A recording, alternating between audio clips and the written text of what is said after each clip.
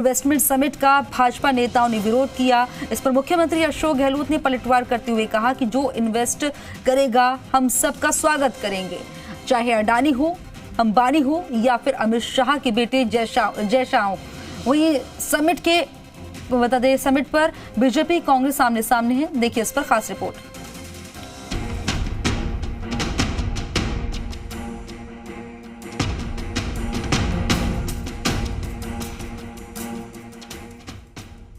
राजस्थान में अडानी समूह ने 65,000 करोड़ रुपए के निवेश का ऐलान करने के साथ सियासत भी तेज हो गई है।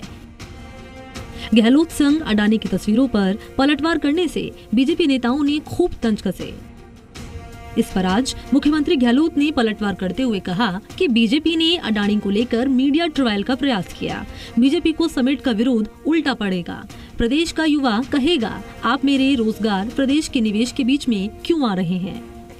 यह कोई व्यक्तिगत कार्यक्रम नहीं है। 3,000 लोग इस कार्यक्रम में कल आए, वो कांग्रेसी नहीं है। निवेश के लिए राजस्थान में चाहे अडानी हो, अंबानी हो या अमित शाह के बेटे जय शाह, निवेश को लेकर हम सबका स्वागत करेंगे। हमें प्रदेश में निवेश, लोगों के लिए रोजगार चाहिए।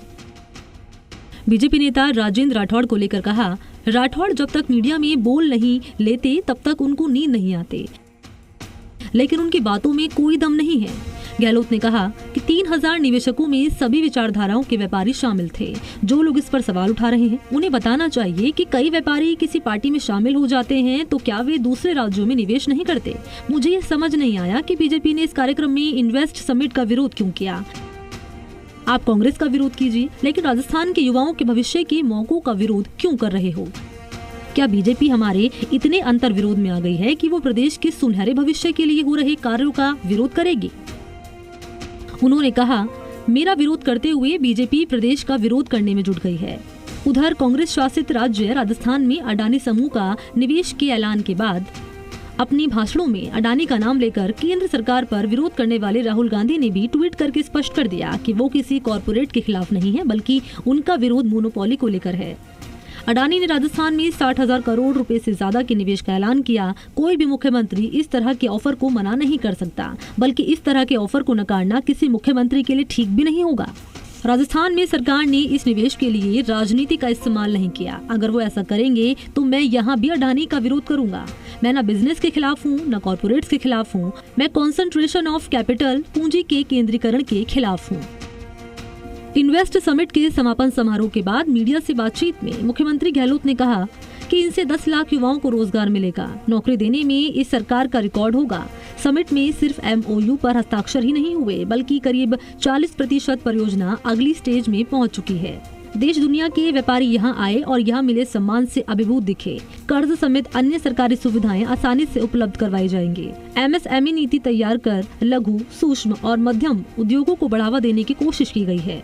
उन्होंने कहा, जब बाड़मेर में तेल निकला तो हम पीछे लग गए, किसी भी तरह से रिफाइनरी लगानी है। हमारे भविष्य में रिफाइनरी का शिलान्यास हो गया, लेकिन फिर सरकार बदल गई और रिफाइनरी 5 साल लेट हो गई। अब हम लगातार कोशिश कर रहे हैं कि रिफाइनरी के 383 किलोमीटर में पेट्रोकेमिकल्स कॉम्प्लेक्स बने। तेल की खोज की नहीं मिल रहा था, आखिर में केन एनर्जी सफल हो गई। बाड़मेर के अंदर आज देश का 20% से अधिक तेल रास्ता में निकल रहा। कल अनिल अग्रवाल बता रहे थे आपको किस प्रकार से ये क्षेत्र पनप सकता आगे भी। गैस निकलने की संभावना यहाँ पर है। तो टोटलिटी के अंदर ये जब सिनेरियो बना तो हमने भी जिद पकड़ ली कि हमें रिफाइनरियाँ लगवानी है। दरअसल बीजेपी नेता राजेंद्र राठौड़ ने ट्वीट करके कहा था कि अडानी का नाम लेकर केंद्र सरकार को बार बार कोसने वाले राहुल की कांग्रेस पार्टी अब उन्हीं पर मेहरबान है। राजस्थान के मुखिया रेड कारपेट बिछाकर अडानी समूह को रियायती दरों पर राजस्थान की बेशकीमती जमीन लुटा रहे हैं। कांग्रेस को अडानी समूह फूटी आग नहीं सुहाता है, लेकिन अडानी समूह को सोलर पार्क के लिए सर्वाधिक जमीन देना इस बात को सिद्ध करता है कि कांग्रेस की कथनी और करनी में हमेशा ही फर्क रहा है। गहलोत जी जनता की आंखों में धूल झोंककर अडानी प्रेम को छुपा नहीं सकते। उधर बीजेपी प्रदेश अध्यक्ष सतीश पूनिया ने तंज कसते हुए कहा कि कल तक जो विरोधी था आज बना मनमीत। धन की जगी उम्मीद तो बदली अपनी रीत।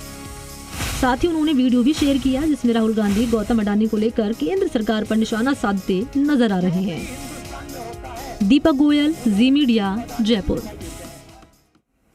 वहीं बीजेपी प्रदेश अध्यक्ष सतीश पुनिया का बयान सामने आया, जहां उन्होंने राजस्थान सरकार और कांग्रेस पार्टी की कथनी और करनी में अंतर बताया। पुनिया ने कहा कि जहां एक और कांग्रेस पार्टी लगातार अडानी अंबानी को कोसती रहती है, लेकिन जब अडानी राजस्थान में निवेश लाते हैं तो अडानी के लिए रेड कारपेट बिछाते हैं।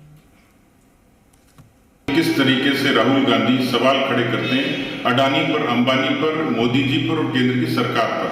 कभी उनको डबल ए वेरिएंट कहते हैं, लेकिन राजस्थान का दृश्य बिल्कुल विपरीत है। वही अशोक गहलोत जी अडानी के लिए रेड कारपेट बिछाते हैं, क्योंकि अडानी राजस्थान में निवेश लेकर आ रहे हैं। इसलिए आज अडानी उनके लिए इतने महत्वपूर्ण हो गए और उनके आलाकमान उसके विपरीत चलता है। यही कांग्रेस की कथनी और करनी का फर्क है।